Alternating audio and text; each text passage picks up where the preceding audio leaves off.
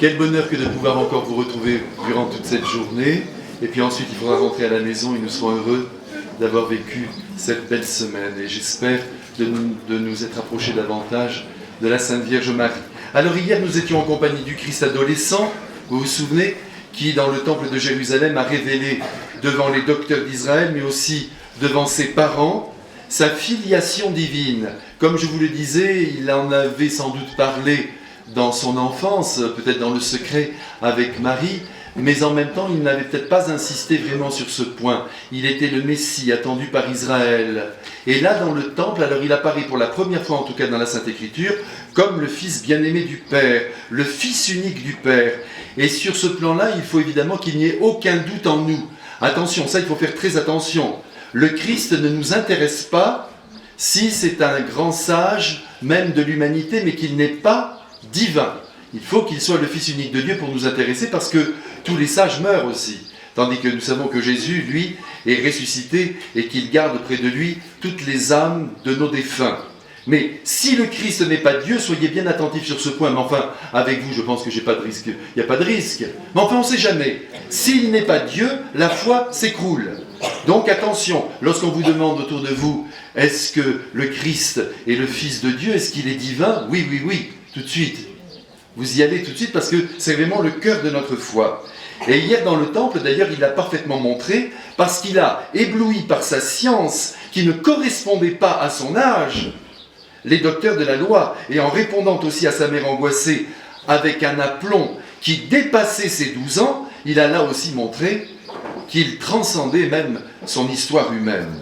Comme nous l'avons vu hier, Marie reçoit donc la réponse du Christ en plein cœur, et elle va, c'était un peu audacieux de le dire, mais jusqu'à savourer cette réponse qui pourtant lui a fait mal. Et son être en a été transformé, c'est ce que nous devons comprendre. Et bien souvent dans notre propre existence, en accomplissant la volonté de Dieu, eh bien même si celle-ci nous fait mal, eh bien nous nous transformons. C'est cela qui compte. De temps en temps, Dieu fait tournoyer dans notre propre cœur son glaive, notamment à travers la parole de Dieu qui vient, voyez, nous secouer, et c'est ainsi qu'il nous éduque en profondeur. N'essayons pas donc d'avoir un parcours linéaire. Soyons heureux même quand on nous fait quelques remarques, quand les choses ne sont pas parfaites en nous. Ne prenons pas tout de suite la mouche, il y en a assez ici. Donc ce qu'il faut, c'est immédiatement se dire, mais oui, c'est l'occasion rêvée pour moi pour me laisser transformer. Et Marie, comme je vous le disais hier, sur le chemin du retour, s'est redite à elle-même cette volonté de Dieu. Elle l'a reçue avec courage et avec ouverture de cœur, bien que celle-ci lui fit mal. Vous voyez, ça c'est bien qu'on se dise ça. Ne croyez pas que tout a été doucereux dans la vie de Marie et qu'il n'y aurait eu que l'heure de la croix qui eût été pénible. Pas du tout. Tout a été difficile et tout a été mélangé. Et voyez, même notre rosaire, que nous aimons tant, parce que c'est important le chapelet, eh bien vous voyez que dans ces mystères que l'on appelle joyeux, par exemple, pour ne prendre que cet exemple-là, eh bien vous voyez qu'il y a de la douleur qui se met au milieu. Ça n'est pas simple, comme dans nos vies, tout se mélange. La joie, la peine, un jour oui, un jour non. Un jour, on soulèverait le monde, le lendemain, c'est le monde qui nous écrase. Donc il ne faut pas s'inquiéter, mais il faut assumer la volonté de Dieu. La volonté de Dieu qui s'exprime à travers les événements et à travers les nécessités. Ne cherchez pas toujours, je vous le dis, mais je me le dis à moi-même, car je me prêche à moi-même pendant que je vous parle. Ne cherchez pas à faire tomber le mur qui vous blesse. Regardez-le et assumez-le. Et puis tout à coup, il y a une ouverture qui se fait, vous comprenez que derrière ce mur, il y a de la lumière. Il faut que nous soyons capables à notre tour, donc de recevoir la volonté de Dieu à travers les événements de notre vie. Vous voyez, quelqu'un tombe malade ou vos parents deviennent âgés, ils sont difficiles, eh bien voilà. J'en ai beaucoup parlé des personnes âgées, comme je suis heureux. Cette semaine, je crois que c'est le Saint-Esprit qui l'a voulu, parce que Dieu notre Père et son Fils doivent beaucoup pleurer dans le ciel en voyant leur situation. Tout à coup, vos vieux parents, eh bien, descendent la pente, c'est le moment. C'est le moment de dire, c'est la volonté de Dieu que je m'en occupe, et que je sois là à côté, au lieu de penser qu'ils viennent déranger ma vie qui est d'une importance capitale. Non, non, non, c'est l'amour qui est d'une importance capitale. Alors voyez, essayons de nous dire que nous devons toujours adhérer à la volonté de Dieu comme elle se présente. Même si ce n'est pas Dieu qui a causé ce qui nous arrive, ça rentre dans un plan mystérieusement. Quand on se dit ça, on commence à être heureux. Aujourd'hui, nous quittons donc l'adolescence du Christ et nous le retrouvons, maintenant nous allons le retrouver adulte, invité aux noces de Cana avec sa mère, il a à peu près 30 ans. Chacun est venu de son côté, vous le savez, l'évangile le dit. Marie était invitée, Jésus était invité, parce qu'il avait quitté le domicile. Il était parti, il avait choisi ses apôtres. Et c'est d'ailleurs sans doute là, à Cana, que Jésus, comme chef religieux, présente à Marie ses apôtres. Et les uns après les autres ont dû s'incliner devant elle, devant celle qui est déjà, ne l'oublions pas, la reine des apôtres, la reine des hommes, et depuis longtemps d'ailleurs, la reine des anges. Et ils ont, j'en suis sûr, éprouvé pour elle, dès le premier instant de leur rencontre, une sorte de vénération. Est-ce qu'elle a frémi en embrassant Judas? Certaines révélations le laissent entendre. Il y a certaines révélations qui affirment qu'elle a tout de suite senti chez Judas que quelque chose n'allait pas. Mais enfin, ne nous arrêtons pas sur ce point parce que nous ne savons rien. On verra ça au ciel, elle nous expliquera tout cela. Ce qui est assuré, c'est qu'avec son intelligence, c'est la créature la plus parfaite de la terre, avec son intelligence vive et sa sensibilité parfaite, Marie a dû percevoir ce que chacun des apôtres était. De cela, on ne peut en douter. Alors à Cana, mes frères bien-aimés, essayons de vivre pleinement ces noces. Ça vous fait plaisir d'aller à un mariage le matin, hein, c'est rare. Pourtant en Italie, en Espagne, on se marie le matin. Je vous conseille de faire cela, pas la prochaine fois que vous vous marierez, hein, mais la prochaine fois qu'un enfant va se marier chez vous. Faites-le se marier le matin, c'est formidable. À 10h, la grand-messe, tout le monde est en forme, y compris le curé, tout le monde va bien. Et puis ensuite, à midi, votre grand repas. L'après-midi, tout le monde est ensemble, c'est merveilleux. Et puis, le soir, eh bien, on reste un petit peu ensemble, mais ça ne dure pas longtemps. Et comme ça, les époux peuvent filer au plus vite. C'est ce qu'on leur souhaite. Et qu'ils nous fassent de beaux enfants tout de suite. Ça, c'est très important pour la survie de l'humanité. Et en même temps, pour leur bonheur. Parce que quand un enfant vient tout de suite dans le couple, c'est le bonheur. Et ça, vous voyez, pour moi, c'est une grande interrogation. J'ai préparé quand même des dizaines de couples au mariage, comme tous les prêtres, il n'y a rien d'exceptionnel derrière cela. Mais ce qui me frappe beaucoup, c'est que certains disent, oui, peut-être pas tout de suite l'enfant, comme ça, on aura l'occasion de mieux se connaître, puisqu'on va pénétrer maintenant dans la vie commune. Je dis, bah écoutez, si vous n'êtes pas prêt à avoir un enfant tout de suite, prolongez vos fiançailles, ne vous mariez pas. Quand on se marie, on y va. Non mais attendez, qu'est-ce que vous penseriez d'un prêtre qui le lendemain de son ordination ne dirait pas la messe? Non mais enfin, qu'est-ce que c'est que cette histoire? Non mais... Je suis content que vous applaudissiez la générosité des couples. C'est très important. Dès le début, on se lance. Et ça simplifie d'ailleurs la vie intime. Parce que si déjà il faut faire des calculs pour que l'enfant ne vienne pas, c'est pas la peine de se marier. Non, il faut vraiment une grande liberté. Et c'est magnifique, on s'étreint. Enfin, vous vous étreignez. Et donc, à partir de là, c'est formidable. Vous voyez? Non, c'est très très important ce que je vous dis là. Il faut une grande liberté. C'est notre Seigneur Jésus-Christ qui la concède à tous ceux qui s'unissent à jamais devant lui. Vous voyez, par exemple, en 1960, j'ai vérifié, hein, mais tout le monde était heureux d'avoir un enfant. Tout le monde. Le garçon partait au service militaire, vous vous souvenez de ça, il rentrait, il avait 21 ans, il avait déjà croisé une créature de rêve, vaillante, légère, hein, vous voyez ce que je veux dire? Et donc, que se passe-t-il à ce moment-là? Eh bien, il se mariait tout de suite après le service militaire, ou alors après ses études, mais enfin, ça allait quand même assez vite. Et tout de suite, tout le monde avait un enfant, si cet enfant daignait bien venir. Mais tout le monde en avait un, même Johnny Hallyday. Quand il s'est marié avec Sylvie Vartan, tout de suite, j'ai vérifié, il a eu David Hallyday. Vous voyez ce que je veux dire? Tout de suite, tout le monde, du haut de l'échelle jusqu'en bas, tout le monde était heureux. Maintenant, tout le monde, oui, on va voir. Qu'est-ce qu'on va voir? On se marie, on a des enfants, et on est heureux. Et souvent, ces enfants, vous savez, ils tiennent une vie, je vous apprends rien. On est heureux, tout de suite, ça change tout. Mais il faut que l'épouse n'oublie pas de rester l'épouse de son mari. Qu'elle ne se polarise pas seulement sur son petit enfant. Vous êtes contents les hommes, vous m'aviez dit de le dire, hein? Donc je l'ai dit. Il faut jusqu'à la fin de la vie, il faut s'occuper de son épouse, hein, et être là à côté. Les hommes, attention, vous avez une très très grande responsabilité, il faut rester l'époux de votre femme. Ça c'est beau. Alors, ceci dit, revenons aux noces de Cana. Alors, qu'est-ce qui se passe? Vous savez que d'abord ces noces de Cana ne sont rapportées que par l'évangéliste Saint Jean. C'est un mystère immense. Les autres évangélistes n'en ont pas parlé. Et c'est le vieux Saint Jean, lorsqu'il a écrit son évangile, parce qu'il était âgé quand il l'a écrit, peut-être autour de 80-90 ans, on ne sait pas exactement, mais c'est par là.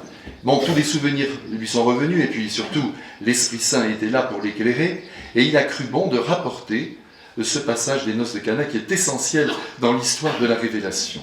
Les autres peut-être s'étaient mis d'accord pour ne pas en parler, Jean avait peut-être dit « c'est moi qui en parlerai », nous ne le savons pas. En tout cas, il est le seul à en parler, comme c'est lui qui se réserve le lavement des pieds, alors que les autres parlent de la Sainte Eucharistie. Mais lui fait en quelque sorte comme un balancement avec cette grande réalité de l'Eucharistie, qui est au fond le don total de notre Seigneur Jésus-Christ fait à nos âmes, comme le fait de laver les pieds de ses apôtres, Jésus manifeste par là son plus grand amour, manifesté dans l'Eucharistie. En tout cas, il s'est réservé cette affaire. Peut-être que les apôtres lui ont dit « tu en parleras toi tu as vécu les choses de très près, peut-être que Saint Jean était plus près que les autres, il a peut-être tout vu, peut-être que Marie lui a raconté plus de détails, en tout cas, c'est lui, nous lui devons beaucoup. » Alors, à Cana, tout le monde est heureux. D'ailleurs, quand vous lisez l'Évangile, mais à chaque fois que vous le lisez, je vous en supplie, lisez un peu entre les versets. Demandez au Saint-Esprit de vous aider à mettre en scène l'Évangile. Parce que c'est de la vie, l'Évangile. Ce ne sont pas des concepts. Oui, il y a des discours du Christ, notamment avant sa mort. Mais ce sont des choses qui ont été très bien retenues par les apôtres. Là, il leur a beaucoup parlé. Mais en même temps, il y a de la vie, il y a des scènes, il y a des histoires. Il faut donc mettre en scène tout ça. Comme si vous étiez au milieu. Vous vous glissez, vous devenez un des apôtres, vous devenez un témoin privilégié de la scène. C'est comme ça, il ne faut pas voir ce livre comme un recueil de préceptes. Il faut rentrer dans la vie de Jésus. Il faut toucher Jésus, comme l'hémorroïde, vous savez, qui a touché le manteau et qui a été guéri. Vous passez à l'intérieur de l'Évangile. Alors aujourd'hui, on est dans la salle de noces. Il y a les futurs époux qui sont... Non, ça y est, ils sont mariés. Il y a les époux qui sont là, tout le monde est heureux, les parents, etc. Les promesses ont été prononcées et bénies, et le vin coule à flot. Il faut que ce soit bien clair. Le vin coule à flot. Personne ne manque de rien. Ça, c'est très important. La fête bat son plein, tout semble avoir été bien organisé. Cependant, la foule des invités a bu plus que de coutume. Ils se sont laissés aller et les outres sont vides, alors que la soirée n'est pas arrivée à son terme. Alors à ce moment-là, qu'est-ce qu'on fait? Ah, c'est difficile. Quel dommage! Se dit sans doute Marie, qui voit tout, qui entend tout, qui ressent tout. C'est ça qu'il faut bien se dire. Alors mes frères, de voir ainsi Marie s'intéresser aux détails les plus concrets de cette fête, eh bien cela doit nous combler de bonheur. Car nous comprenons alors que Marie s'intéresse à tout ce qui fait notre vie, à commencer par ce qu'il y a de superflu dans notre vie. Elle est une maman, elle tient donc à intervenir dans tous les secteurs de notre vie. Elle n'est pas qu'une mère spirituelle, elle entend donc agir comme les mères les plus humaines qui soient. Et on sait très bien que les mamans, surtout à l'occasion du mariage, elles s'occupent de tout, et parfois trop. Non mais c'est vrai, la lavalière, patati, patata, la même couleur, le foie gras, pas de la mousse de foie gras, du foie gras. Hein, vous connaissez l'affaire. Mais en même temps, attention, c'est le propre d'une maman que d'agir de la sorte. Et elle ne peut pas faire autrement que d'agir comme ça. Et Marie, et vous, toutes les bonnes mamans, c'est normal, on se mêle de tout, du petit détail. Et c'est très bien, au fond, il vaut mieux ça que cette folie de laisser les choses aller par elles-mêmes, sans s'occuper de rien, en disant, écoutez, rien n'est important. Comment rien n'est important? Tout est important. Et ce qui fait la différence entre les êtres, c'est leur goût du détail. Quand on n'a pas le goût du détail, ça ne marche pas tellement, hein, vous savez. Vous êtes d'accord, je vois. Que s'est-il donc passé pour que Marie intervienne à Cana? A-t-elle aperçu, par exemple, le visage triste des époux qui se sont rendus compte que le vin allait manquer à la fête? Peut-être. C'est fort possible, mais on ne peut pas l'assurer. Ce qu'il faut retenir, c'est que Marie intervient pour que le vin coule encore. Ce vin qui est, comme nous le savons tous, source de joie pour les jeunes mariés, et puis pour les invités. Un mariage sans vin, ça ne tourne pas. Ça ne tourne pas, il faut quand même qu'il y ait un peu de vin. Et ici, j'insiste, Marie est attentive à ce qui fait concrètement notre vie et même notre joie. Marie s'intéresse à tous les détails qui la composent. Il n'y a pas que notre prière qui l'intéresse. C'est notre vie concrète qu'elle entend traverser de toute son attention. Même notre cave à vin l'intéresse. Elle veut qu'elle soit bien garnie pour que nos fêtes soient réussies.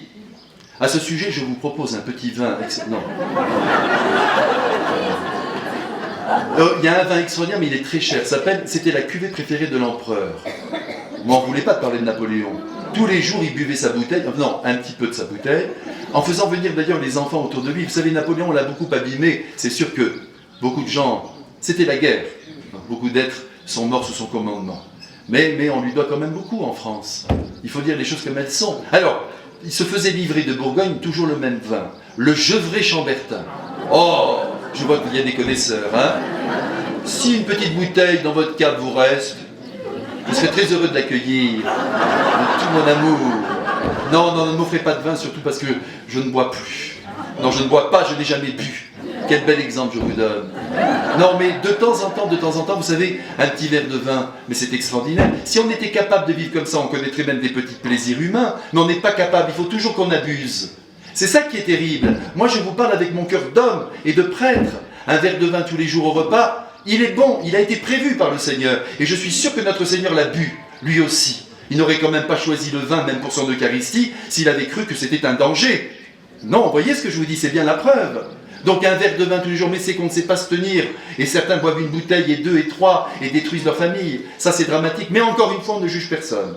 Mais un petit verre de vin par jour, je vous autorise. Vous avez ma bénédiction. Vous voyez, même la cigarette, parfois certains prêtres disent que c'est un péché. Non, c'est pas un péché, ça relève aussi de la tempérance. Mais comme on est incapable de fumer 1 ou 2 cigarettes par jour, sans avaler la fumée, en crapotant bien sûr. Comme on n'est pas capable, eh bien on fume 2 paquets par jour et on s'abîme les poumons et on brise tout. Donc Jésus dit non, finis la cigarette. Mais ce n'est pas un péché. Aujourd'hui, il n'y a plus que 3 péchés sur la terre. Mais il y en a 2 notamment qui sont terribles. C'est d'aller au-delà de 130 sur la route. Ça, c'est terrible. Si vous êtes 132, vous êtes en état de péché mortel. Et là, ça tombe. Hein. Vous allez voir, je vais vous en parler. Et puis le deuxième, c'est de fumer. Alors fumer, c'est aussi très grave. À part ça, vous pouvez faire tout le reste. Tout le reste, même on vous bénit. L'État vous bénit, vous encourage. C'est pas la peine que je vous donne des détails pour des choses très graves. Mais ça, c'est éminemment grave. Ah! Et la ceinture aussi. La ceinture, même si vous faites 20 mètres devant le supermarché, la ceinture. Et puis en plus, maintenant, ça siffle. Si vous ne la mettez pas, ça vous... Hein? Mais même plus la liberté de ne pas la mettre. Enfin, quelques instants, parce qu'il faut la mettre sur l'autoroute. Hein? Mais voyez, vous ne pouvez pas, on vous oblige. Voilà, encore une liberté en moins. Mais ce n'est pas grave. Nous gardons notre liberté intérieure. En tout cas, ce que nous retenons aujourd'hui, c'est que Marie voulait qu'il y ait encore du vin à cette fête. Gardez d'abord, avant que nous n'en venions à la signification profonde de son appel, parce qu'il y a une signification profonde de la part de Marie, quand elle va demander à Jésus d'accomplir ce miracle. Mais au-delà de cette signification, rappelons-nous que Marie a voulu que la fête soit belle et que le vin ne manque pas. C'est dire que Marie veut que rien ne manque au bien-être qui doit rejoindre notre propre vie. Mais prenez bien la mesure de ce que je vous dis là. Ne gardez pas Marie les mains jointes comme elle est représentée sur nos statues. Marie s'est retroussé les manches. Elle n'a pas eu peur d'intervenir. Elle est intervenue souvent. On ne connaît pas exactement sa vie. Mais je vous assure, ce n'est pas qu'une pure contemplative. Et encore, quand je vous dis ça, je me trompe, parce que les contemplatifs, si vous les voyez dans les monastères, ça travaille. 8 heures de prière, 8 heures de travail, 8 heures de sommeil. Si elles ont la santé, ou ils ont la santé pour mener tout cela. Quelquefois, c'est le sommeil qui en pâtit. J'ai rencontré dernièrement un moine extraordinaire dont la vie est ainsi. Regardez, vous allez voir si ça vous tente. Quand vous entendez des gens qui vous disent « Oui, les moines, qu'est-ce qu'ils font? Ils sont inutiles, ils font rien. » À 11h30, le soir, il se couche à 8h. À 11h30, debout. Jusqu'à 2h30 à la chapelle. Prière pour le monde, pour que le monde n'abandonne pas Dieu. À 2h30, quand ils reviennent, il fait tellement froid là où ils vivent, ils descendent dans leur petite cave et ils scient du bois. Jusqu'à 3h15 pour se réchauffer. En hiver, bien sûr, pas en ce moment. Et puis ensuite, à 3h15, ils remontent et ils se relèvent à 7h. Ils dorment un peu. Eh bien, un vieux moine qui avait 88 ans m'a dit « Moi, vous voyez, j'ai jamais réussi à me rendormir. » Mais il avait 88 ans. Ça ne nous tue pas. On a de la force. Je compte sur vous. Dormez. Mais en même temps, vous voyez, de vous dire, c'est pas la fin du monde, on a oublié de dormir, parce qu'on n'a pas pu 2 heures de moins la veille, c'est pas grave. Le cœur ne va pas s'arrêter pour autant, ou s'il s'arrête, c'est qu'il était vraiment à bout. Vous voyez, non, mais c'est pas ça qui va nous tuer. Il faut se dire, mais c'est pas grave. Et puis, on demande à Jésus une force nouvelle, et Jésus traverse les cellules humaines, traverse notre psychisme nerveux. Oui, il faut dormir, attention. Vous pouvez sauter tous les repas de la terre que vous voulez, sauf si c'est exagéré, attention. Mais en même temps, dormir, il faut dormir. Permettez-moi de vous dire ça. Parmi toutes les personnes que je reçois, pas vous, parce que vous... Mais toutes les personnes que je reçois, quand je vois que ça ne va plus du tout, qu'il y a vraiment... Les personnes sont mal, pleurent toute la journée. Est-ce que vous dormez? Non. Ah, il faut retrouver le sommeil. Vous voyez, là, il faut être concret. Si vous ne dormez pas, attention, vous êtes au bord d'un déséquilibre profond. Dormez, dormez. Et ensuite, même vous vous obligez, vous restez, vous ne bougez pas. Si vous dormez sur le matin, parce qu'il y a beaucoup de gens qui ont du mal à dormir la nuit, mais sur le matin, on s'endort. D'ailleurs, très souvent, on meurt sur le matin. Vous voyez dans les hôpitaux, très très souvent, on vous dit à quelle heure est-il parti? 5 heures, 6 heures, comme un endormissement, le corps. Mais n'ayez pas peur. Mais dormez le matin, tant pis, même si vous vous levez à 9 heures, c'est pas grave. Mais dormez, dormez, reprenez des forces nerveuses. On se refait complètement dans le sommeil, notre machine est très très bien faite. Les repas, je vous dis, c'est pas la fin du monde, on peut sauter. On est quelques pays à manger 3 fois par jour. Hein. Il y a beaucoup de pays qui ne mangent qu'une fois par jour. Hein. Et ça se passe très bien. Donc là aussi, ayons un peu de hauteur de vue sur notre propre vie. C'est pas parce qu'on n'a pas mangé à midi comme il le fallait qu'on va mourir. Là aussi, ou qu'on ne sera pas bien. Il faut manger, mais sans exagérer. Vous le savez bien. Là aussi, c'est une question de tempérance. Jésus nous a donné tous ses biens, tous les fruits, tous les légumes de la terre, tout ce qu'on veut, même la viande. Il nous a tout donné. Eh bien, à nous d'en faire un bon usage. Et tous ces éléments serviront, contribueront à notre propre bien. Donc, vous voyez, Marie, il faut comprendre qu'elle se mêle de tout. Voilà ce que je voudrais que vous compreniez bien. Elle se mêle de tout, elle s'intéresse à tout ce dont nous avons besoin. Et même à tout ce qui nous fait plaisir.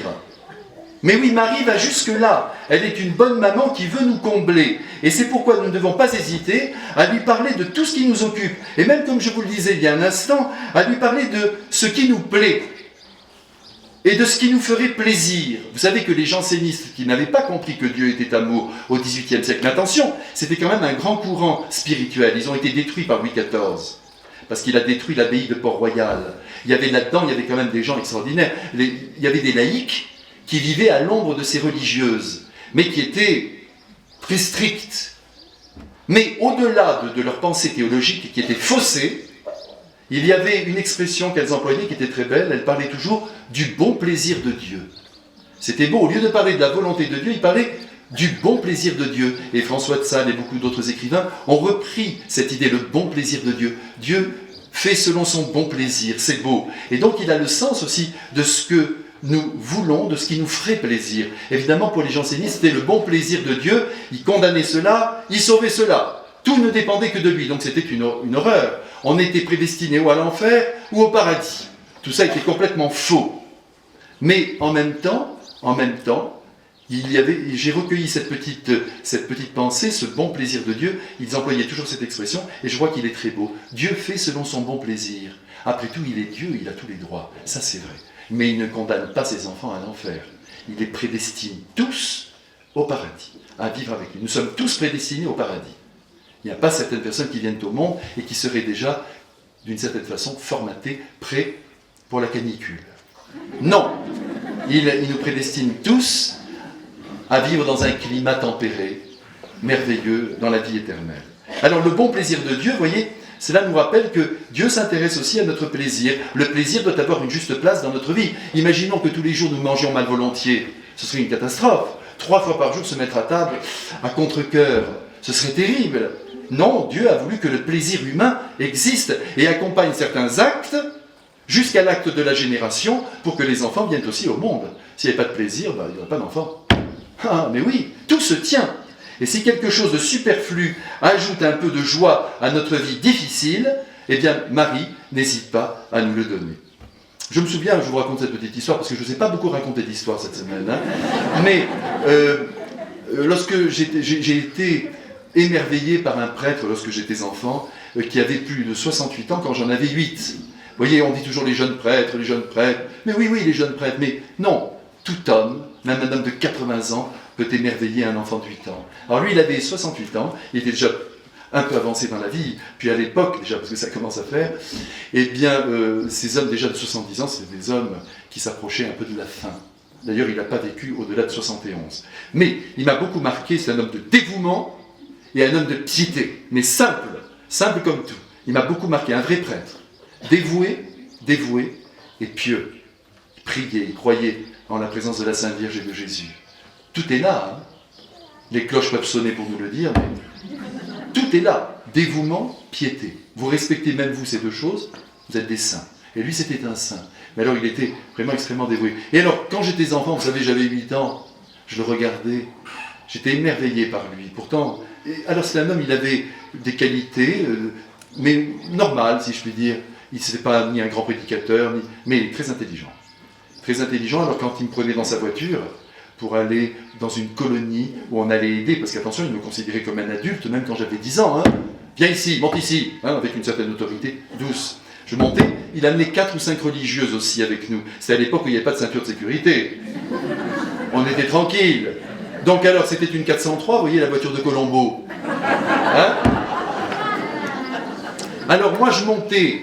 J'étais tout petit à l'époque, déjà un petit peu grand de taille, avec des grands pieds d'ailleurs. Mais enfin, j'étais quand même petit, vous voyez, j'étais comme un menu à 10 ans. Alors, il me faisait monter sur un siège qui était comme ça, et les 4 sœurs derrière coincées comme ça. Parce qu'il fallait que les sœurs soient derrière le père. Il ne fallait pas qu'une femme soit assise à côté de lui. Alors moi, j'étais là devant, et les sœurs derrière. Si bien qu'un jour, même une sœur a perdu son voile dans la fenêtre. Qu'est-ce qui se passe? Il a dit comme ça. J'ai perdu mon voile.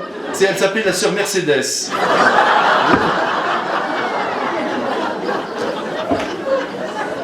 On s'est arrêté. Moi, j'ai toujours aimé les sœurs. J'ai vraiment... Non, mais je le dis, il y a une petite sœur avec nous, ben tant mieux. Eh bien, moi, j'ai toujours aimé les sœurs et j'ai toujours pensé que si le monde était rempli par beaucoup de présence de sœurs apostoliques dans le monde avec leurs beaux voiles, maintenant il faut qu'elles soient bien habillées, eh bien, c'est formidable. Parce qu'on ne refuse rien à une femme. Elle arrive, elle est là. Alors, mon petit, ça va bien? Elles font l'école, elles piquent les fesses, vous savez, les infirmières, elles inoculent la foi. Paf! Il nous faut des sœurs. Il faut d'ailleurs que dans vos familles, dites à vos filles, mais devenez religieuses, emballez le monde, ne pensez pas toujours... La famille, c'est très beau. Moi, vous savez, j'ai un culte pour la famille, qu'on ne défend plus aujourd'hui. Mais à côté de ça, il y a d'autres manières de former cette grande famille de Dieu par la bonté. Et alors cette sœur Mercedes, je la vois sortir de la 403, elle sort, elle va chercher son voile, elle le met sur la tête, elle revient, elle riait. Mais c'était formidable. Il n'y avait rien de coincé, très bien. Et le père, première, deuxième, bam, et enfoncé, fermez les fenêtres. Bon, c'était des moments merveilleux. Eh bien, j'aimais beaucoup ces lunettes à ce père. Je disais, tiens, c'était des lunettes qui sont revenues à la mode, mais qui ne l'ont plus été pendant 40 ans. Mais on revient toujours aux choses, vous savez, rien ne change, tout se renouvelle. J'aimais bien ces lunettes. Eh bien, figurez-vous que quand il est mort, un jour, je rencontre une personne, comme ça, on commence à parler de ce père, et puis moi, j'étais toujours très ému quand je parlais de lui, parce que je l'aimais comme un père, hein. Et pourtant, je vous assure, il n'était pas affectif du tout. Enfin, pas affectif. Il me filait des baffes, tout ça, c'était sa manière à lui de m'aimer. Mais il était là, allez, aide-moi. Il me mettait une grande blouse noire, jusqu'aux pieds, déjà une demi-soutane, j'étais fier. Et puis il me faisait faire des trucs avec mes mains. Allez, mets-moi ce bout de fer là, autour de ce grillage. Allez, vas-y, Isidore, tu dors. Alors j'étais là, je fais, mais ça va comme ça? Parfait, parfait. Et puis je le voyais, derrière les roues de la 403, il se couchait par terre, derrière les roues. Je me disais, pourvu que mais elle ne bougeait pas la voiture. Elle était là, il se cachait, et il disait son bréviaire. Et quand je le voyais comme ça, allongé comme ça dans l'herbe, en train de descendre, je me disais, mais quel homme extraordinaire. Et alors, pour revenir à ces lunettes, un jour je parle à cette femme, et je lui dis, oh là là, ces lunettes, je me souviens de ces lunettes, c'était merveilleuses. Elle se lève, elle va, elle me les donne.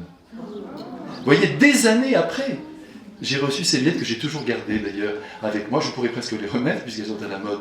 Mais, si vous voulez, c'est pour vous montrer à quel point la Sainte Vierge, j'en suis sûr, a voulu que je recueille ces lunettes. C'est puéril ce que je vous dis là, c'est idiot même. Mais ce sont des petites choses de la vie. Des petites choses de la vie qui nous prouvent qu'ils sont là.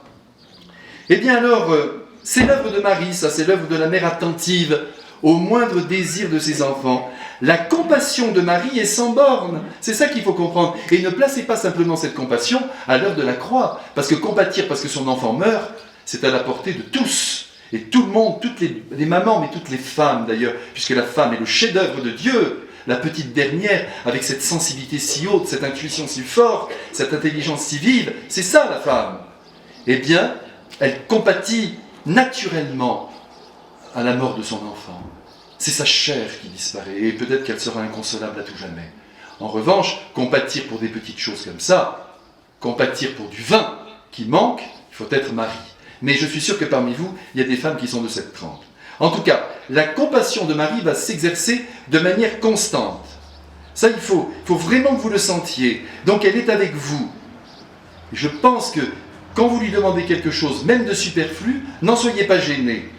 Marie est compatissante dans son être. Et à Cana, cette compassion se montre au grand jour. Vous savez que Bossuet, a dit, on avait un père là, cette semaine qui était du diocèse de Meaux, ça m'a fait plaisir parce que c'était l'évêque de Meaux, Bossuet, avec cette potentialité oratoire extraordinaire. Vraiment, ce sont des êtres sublimes. Et alors Bossuet disait, si l'amour des mères a des bornes, en parlant de Marie, le sien n'en a pas.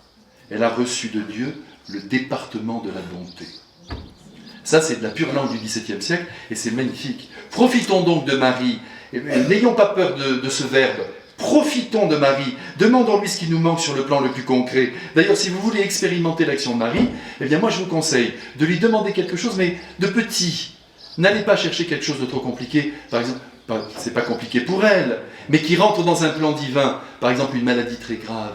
Ben, peut-être que c'est le moment, c'est peut-être le moment. Moi aussi, je connaîtrai sans doute ce moment où il faut se préparer à partir pour l'éternité. On n'est pas pressé. On n'est pas pressé parce qu'on ne fait pas perdre du temps à l'éternité. Mais en même temps, il y a un moment, il y a une heure H, un jour J. Il faut s'en aller. Alors, la Sainte Vierge et Jésus ne peuvent pas intervenir pour tous les hommes et toutes les femmes de la terre pour qu'ils ne meurent pas, puisque eux, ils sont morts et qu'ils sont près de Dieu, le Père. Donc, vous voyez, ne demandez pas quelque chose comme ça, parce que je vous dis, il y a un plan divin pour chacun. Moi, je le crois. Certains appellent cela le destin. Attention, le destin, tout est entre nos mains. Hein. Tout est entre nos mains. Mais quand même. Dieu, si on lui donne notre vie, c'est lui qui la conduit. Et comme vous, je sais que vous lui avez donné, il sait ce qu'il fait. Et au bon moment, il permet que nous venions vers lui. Mais demandez donc à Marie quelque chose de très concret, de tout petit. Vous allez voir ce qu'elle va en faire. Quelque chose de merveilleux. Elle va mettre sa main. Mais alors quelque chose de secondaire qui vous ferait plaisir. N'exagérez pas non plus. Enfin, voyez, quelque chose de... Et vous verrez sa main se glisser dans cette affaire.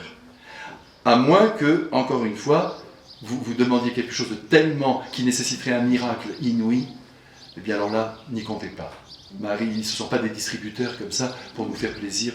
Non, ça va plus loin que ça.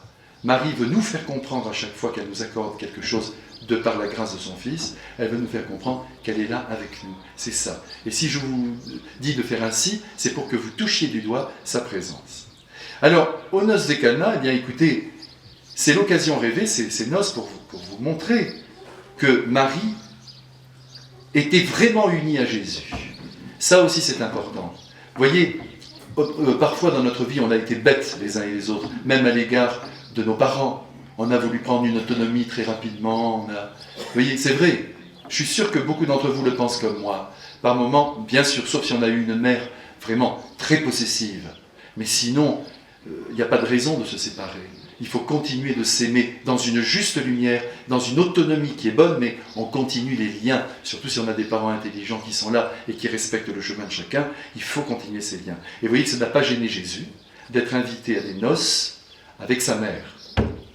Il y a des jeunes qui disent non, moi c'est encore mes parents. Ça ne va pas. Il y a quelque chose qui ne va pas.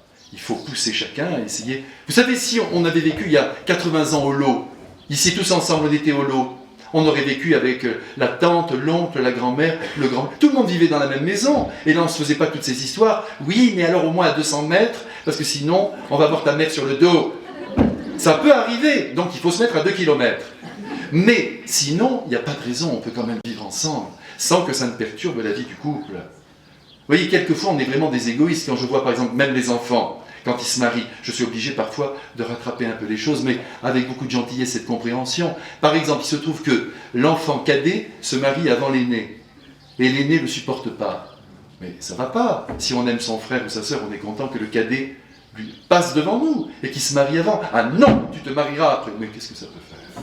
Vous voyez, tout ça c'est de l'égoïsme, c'est mal vu. Ce sont des personnes qui ne sont pas assez envahies par le mystère de l'amour et l'envie d'ailleurs de faire plaisir aux autres. On a tous à se reprendre, vous voyez, de ce point de vue-là. Essayons d'accueillir la vie. Vous n'avez pas remarqué, à chaque fois, on a un point de vue.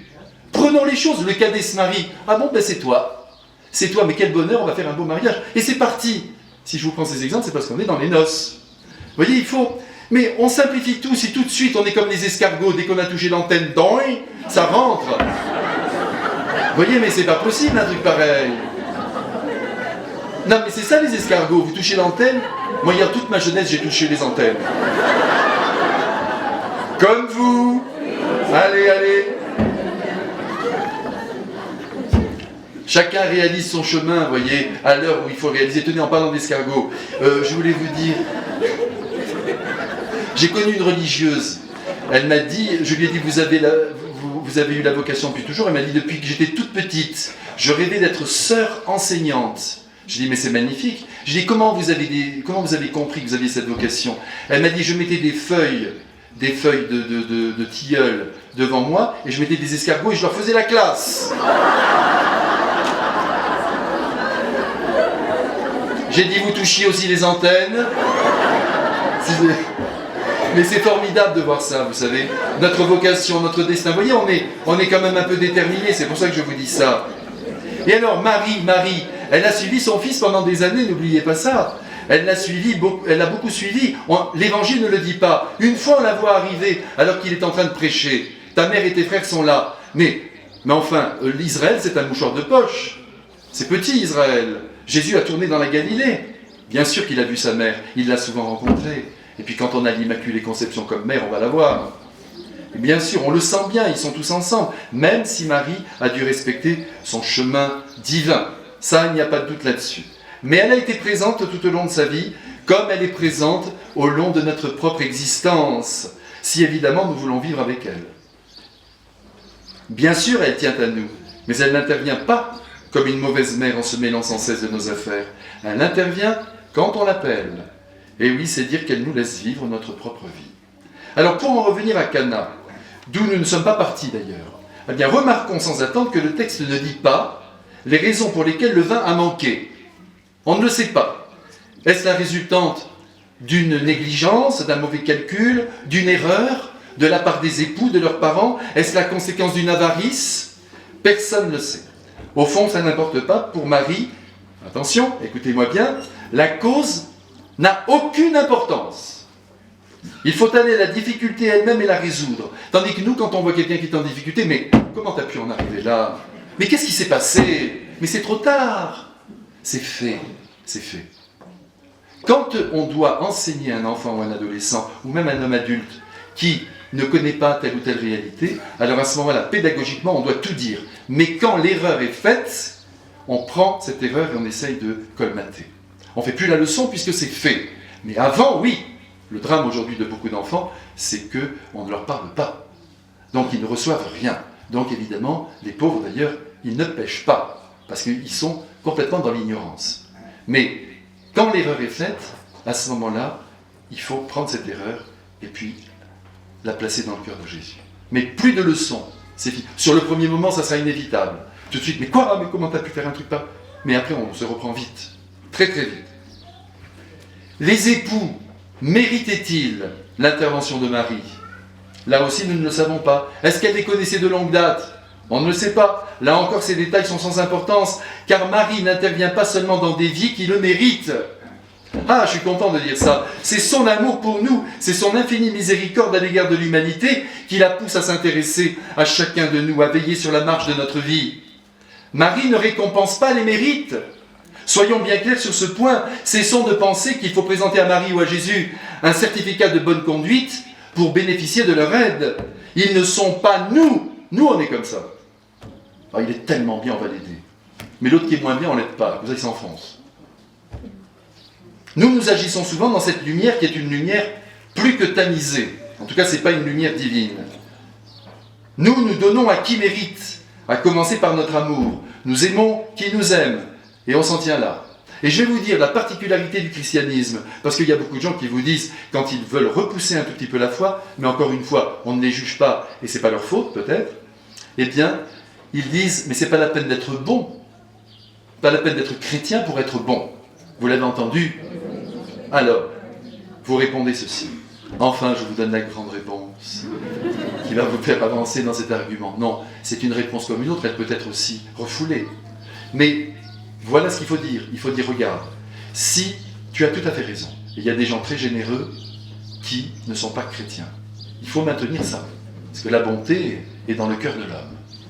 Mais il y a une manière chrétienne de vivre la bonté qui nous est propre.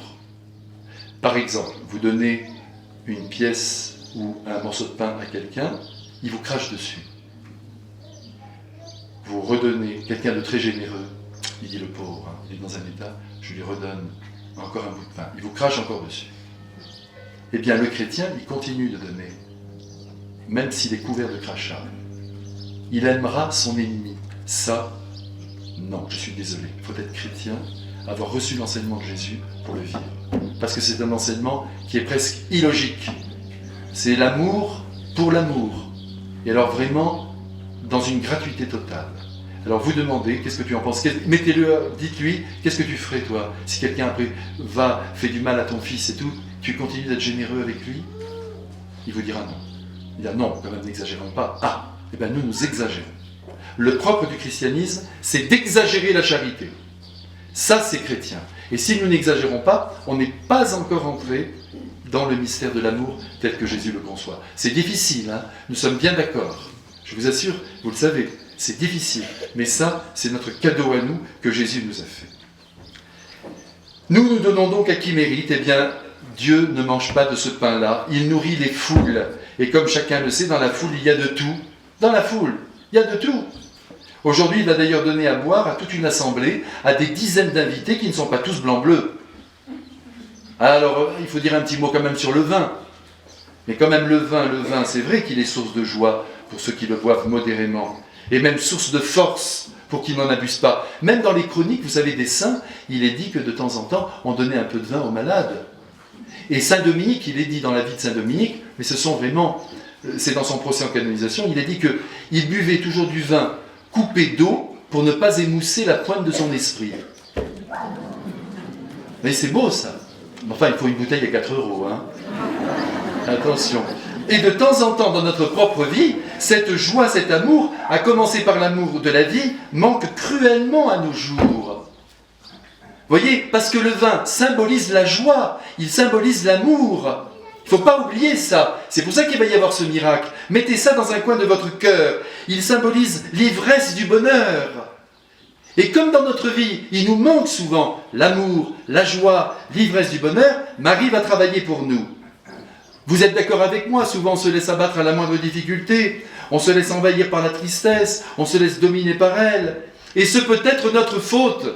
Hier, je vous disais qu'il fallait savourer la volonté de Dieu. Eh bien, bien souvent, mystérieusement, je dirais presque inconsciemment, nous savourons notre drame. On est là et on se l'entretient. Mais oui, oh, je suis malheureux. Comme Chateaubriand sur son rocher, devant la Bretagne grise. Non, il faut descendre du rocher. Vous voyez ? Parce que de temps en temps, on se complaît aussi un peu, vous savez, dans notre état. Et puis tout d'un coup, on a même dépassé notre état et on continue notre discours. C'est vrai, c'est pas facile. Alors que tout s'est arrangé, tellement c'est devenu naturel. On glisse dans le pessimisme. Et oui, et encore une fois, je le dis, ce peut être notre faute. Eh bien, c'est le moment de reprendre conscience qu'il faut demander à Marie de verser en nous ce vin enivrant, capable de venir renouveler notre état intérieur déficient. Et la Sainte Vierge, à tous les coups, faites-moi confiance, interviendra. Elle nous remettra en route et fera tout pour nous redonner la joie, l'élan, l'amour qui nous manque. Mais encore faut-il, je le redis, qu'on lui présente notre vie, qu'on lui ouvre notre cœur et qu'on ne lui cache rien. C'est très important d'être avec Dieu notre Père, avec Jésus, avec Marie. Et souvent, nous ne le sommes pas. Nous restons en silence, au fond, nous restons en nous-mêmes. Il faut dire sans scrupule à Marie ce qui nous oppresse. Ça, c'est très important. Voyez, par exemple, je vous disais tout à l'heure, demandez quelque chose à Marie. Demandez-lui qu'elle augmente votre joie. Vous serez étonné. Hop, tout à coup, vous verrez, vous direz, mais tiens, mais j'ai l'impression d'être un peu porté. Voilà des cadeaux que fait Marie. Elle a donné le vin aux noces pour que la joie soit là, au milieu des époux. Pour que l'amour soit plus dense, pour que les invités soient heureux. Il faut lui dire notre état, nos défauts, nos failles, et même nos hontes. Quelquefois, nous faisons des péchés, on n'ose même pas prononcer les mots. Eh bien là, il faut les prononcer et les dire à Marie. Vous vous rendez compte, Marie? Et puis vous lui parlez. Assurez que Marie nous reçoit tels que nous sommes et nous défend toujours. C'est le monde qui nous condamne. Parce qu'on est différent, que sais-je, parce qu'on ne vit pas dans la même lumière que la masse. Marie, elle, l'épouse du Saint-Esprit, nous comprend de l'intérieur. Et puis nous, non, je voulais vous dire une dernière chose. Non, pour le moment, pour la minute. Voyez, on attend que l'État nous protège. Mais n'attendons pas que l'État nous protège. L'État n'a jamais été avec nous. On n'a pas la même sagesse. On s'étonne qu'1 million de personnes défilent et que l'État reste comme ça. Il ne faut pas s'étonner, c'est normal.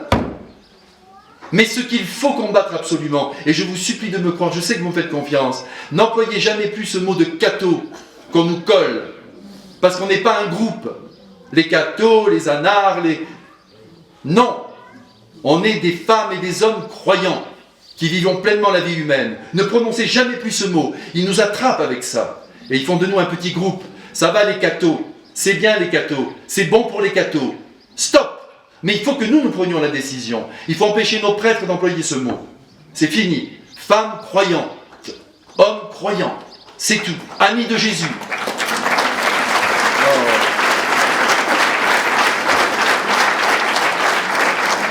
Et puis alors la Sainte Vierge, elle est formidable parce qu'elle ne nous défend pas simplement contre un monde qui peut-être ne veut pas de nous, mais elle nous défend aussi contre nous-mêmes, quand nous nous condamnons nous-mêmes, quand on se trouve moche ou minable. Certains jours, vous savez, il y a des êtres comme ça, mais tous on passe par là. On n'est pas content de ce qu'on a fait, de ce qu'on a dit, et alors on commence à s'assombrir. Vous savez qu'un jour François d'Assise, comme ça, qui était très joyeux François d'Assise, il en avait eu des épreuves, une sacrée même, allons-y, une dépression nerveuse, hein, vraiment, quand il a été arrêté, qu'il a été à Perugia, dans sa prison, là il a réfléchi à sa vie, puis après, vous savez, il avait décidé d'aller s'occuper des lépreux, mais tout ça, vous savez, ça pesait, hein, avant qu'il aille voir tous ces pauvres. Mais je peux vous assurer qu'il a dû faire sur lui-même un sacré travail. Mais alors après, quand il était le François d'Assise que nous connaissons, il se promenait souvent, évidemment, dans les champs, parce que c'était ça les franciscains de l'époque. Ils aidaient les paysans, ils passaient avec leur bure, c'est-à-dire leur sac, avec une corde. Parce que vous savez, pour avoir une ceinture de cuir au Moyen-Âge, c'était très cher le cuir. Et surtout, la laine aussi était très chère. C'est pour ça que vous voyez, les dominicains, ils sont en blanc, parce que la laine n'était pas teintée, c'était moins cher. Mais ce qui était en noir, c'était très cher. Et alors le cuir aussi, alors lui, comme il n'y avait pas d'argent, il avait pris une corde. Et c'est comme ça que vous voyez tous les franciscains avec cette fameuse corde qu'ils portent autour de la ceinture. Et bien quand il passait comme ça dans la campagne, il passait souvent avec ses frères. Et puis tout d'un coup il se tourne, qu'est-ce qu'il voit? Frère Léon qui était là, un frère qui faisait la tête. Il dit, qu'est-ce que tu nous embêtes avec ta tête? Va te confesser, reviens. Il est allé se confesser, revenu, il prenait 2 bouts de bois, il faisait le violon. Ça allait beaucoup mieux parce qu'il se sentait libéré. Et nous, quand nous nous confessons, et en même temps, quand nous prenons un peu de hauteur en nous disant, mais au fond, sur cette terre, rien n'est grave. Dieu est capable de tout reprendre, de me recréer entièrement, eh bien on est heureux. En parlant de franciscains, je vous raconte une histoire, puisqu'aujourd'hui, j'en ai pas beaucoup raconté. Alors figurez-vous que c'est un franciscain qui est en train de prêcher. Je dis ça pour vous détendre un peu au milieu de toute la force de ce que je vous dis là. Donc il est en train de prêcher, mais alors il est terrible physiquement, il est vraiment impressionnant. Alors il est là avec sa bure, avec sa corde, il monte en chair, et en dessous il y a une dame qui est là avec son petit, le petit, maman partons, mais non, n'aie pas peur, regarde comme il est gentil, il y va, mes frères, mais alors vraiment ça y va, maman je t'en supplie, partons, elle dit mais non mon chéri, regarde comme il est gentil, comme il est bien, regarde son visage, et tout à coup, dans un grand geste, le franciscain, sans le faire exprès, sa corde passe par-dessus la chair. Alors à ce moment-là, le petit dit à sa mère, « Maman, partons, il s'est détaché !»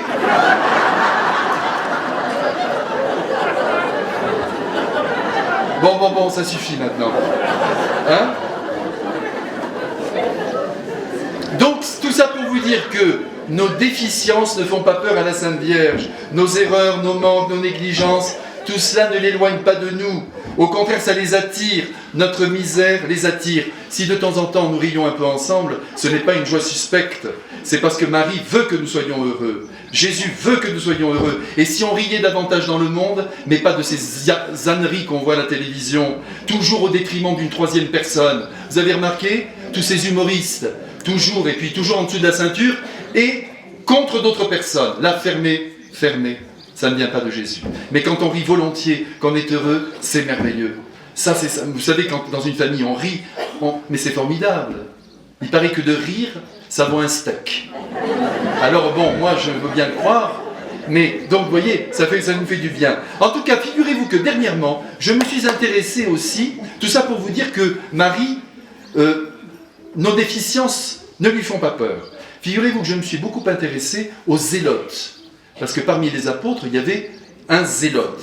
Eh bien, on peut découvrir ce qu'ils étaient grâce à un historien du 1er siècle qui s'appelait Flavius Joseph. Eh bien, entre nous, croyez-moi, ces zélotes étaient de drôles de numéros. Révolutionnaires dans l'âme, membres d'une secte juive complètement complètement opposé à Rome, eh bien, il n'avait pas peur de tuer. Et il faut voir comment il s'y prenait. Eh bien, Jésus dépasse toutes ces considérations et reçoit parmi ceux qui deviendront les plus grands saints de l'histoire, Simon le Zélote. On l'appelait comme ça. Et quand je songe aussi à la multiplication des pains, je suis émerveillé de voir Jésus ressentir une grande pitié pour la foule. Toute la foule, vous voyez, sans distinction. Il ne dit pas toi tu mérites, toi oui, toi non, tout le monde. Et alors là, il y a un verbe en latin qui est extraordinaire pour expliquer ce que Jésus ressent. Vous savez que l'Évangile traduit « j'ai pitié de cette foule ». Mais Dieu le Fils a pitié de cette foule, de la foule. Nous, quand on dit tout le temps « oui, tous ces gens », arrêtons, il faut avoir pitié. Alors en latin, ça rend très bien parce qu'il y a le mot misère qui est à l'intérieur, misereor. J'ai pitié. Je prends cette misère dans mon cœur, misereor. C'est d'ailleurs le sens de miséricorde. Le cœur prend la misère. Vous voyez, ça c'est très important de regarder Jésus, avoir pitié de la foule. Autrement dit, il prend la misère dans son cœur, il la fait sienne pour la détruire. Tel fils, telle mère. Comme nous le voyons, Jésus prend appui sur nos faiblesses pour nous visiter. Celles-ci sont alors considérées comme de l'or, puisque le Christ est attiré par notre état de pécheur pour nous en sortir. Attention, nous on croit toujours que Dieu nous aime, que Dieu est proche de nous, parce qu'on est parfait. Mais pas du tout. Il n'aimerait alors que sa mère. Notre misère l'attire. Quand il nous voit en situation difficile, pensez à la brebis perdue, pensez à tout ce que vous voulez, il y va. Il vient vers nous. Il veut nous sauver. Et il utilise toutes ces erreurs pour nous faire grandir. Nos péchés peuvent devenir de l'or lorsque Jésus les a pris en main pour les détruire. Toutes nos erreurs peuvent nous servir. Figurez-vous que dernièrement, j'ai eu un problème d'assurance avec ma voiture. Parce que j'ai conduit pendant 15 ans une voiture que l'on m'avait prêtée. Une dame extraordinaire qui m'a prêté 15 ans sa voiture. Elle me disait toujours « votre voiture ». Non, votre voiture. Non, votre. Bon, enfin, je l'ai conduit pendant 15 ans. Je l'ai conduite 15 ans. Très bien.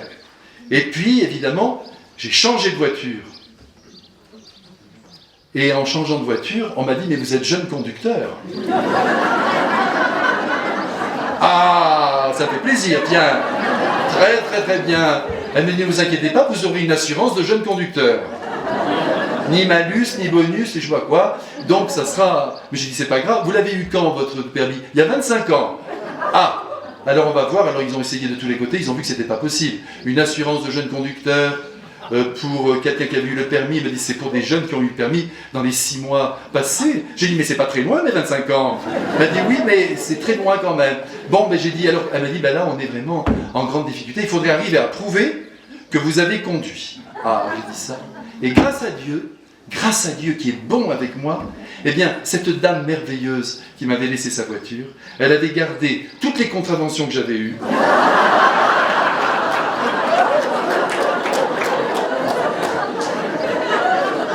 Tous les points qu'elle avait perdus grâce à moi. 2009, 2010, 2011, 2014. Et du coup, ils ont dit, en effet, vous êtes un vieux conducteur. Et alors donc, j'ai bénéficié d'une assurance peu chère. Eh bien, Jésus nous dit, tes erreurs me permettent avec ma mère d'entrer dans ta vie et de te soulever. Tu as manqué de vin en 2008, en 2009, en 2014, et tu en manques encore aujourd'hui. Eh bien, je viens vers toi pour enivrer ta vie de ma présence. Autrement dit, je viens pour te sauver. Mais je prends appui sur tes faiblesses et sur tes erreurs. Marie, dont la compassion est infinie, je crois que nous l'avons compris, va se mêler maintenant. Mais la Sainte Vierge me permet, n'est-ce pas, mère, que je puisse m'exprimer ainsi, elle va se mêler de ce qui ne la regarde pas. C'est formidable. Mais je le redis volontiers, elle est la mère des hommes, donc elle a tous les droits. Et avec un aplomb incroyable, elle va maintenant s'approcher de son fils, qui était sans doute entouré d'autres personnes, car il était relationnel à l'extrême, Jésus. Hein. Ça, ne vous faites pas d'illusions. Hein. Ça, Jésus, c'était très facile. On le voit, il est très abordable. Quand quelqu'un n'est pas abordable, s'il invoque peut-être sa petite inhibition personnelle, très bien, mais si c'est un ami de Jésus, il faut qu'il se domine. Il faut qu'on soit relationnel. La première qualité du chrétien, c'est la sociabilité. C'est ça, puisqu'on défend l'amour. Il faut bien que ça passe. On ne peut pas s'aimer soi-même. Oui, c'est possible, mais c'est un peu court. Et le bonheur, on ne le trouve pas en soi, on le trouve dans les yeux d'un autre. Donc il faut se battre vraiment contre soi parfois, parce qu'on a des tempéraments qui nous poussent à nous retirer pour avancer vers les autres. Je vous le disais déjà cette semaine, Jésus était très relationnel, oui, maître, bien sûr, des Grecs veulent te voir. Oui, tout le monde pouvait le voir. Et il était Dieu.